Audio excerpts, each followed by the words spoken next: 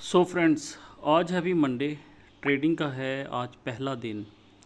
762 पे अकाउंट चला गया है। करंट अभी जो है $24 का यहाँ पे प्रॉफिट हो रहा है।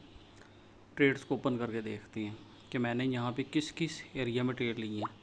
3391, 3390, 3388 और फिर 3391 पे मैंने ट्रेड्स लिए। अभी सुबह के 5:40 हो रहे हैं और अगर आप हमारे ग्रुप में आकर देखो तो मैं आप लोगों को रात 1:22 से जो है सिग्नल्स दे रहा हूँ।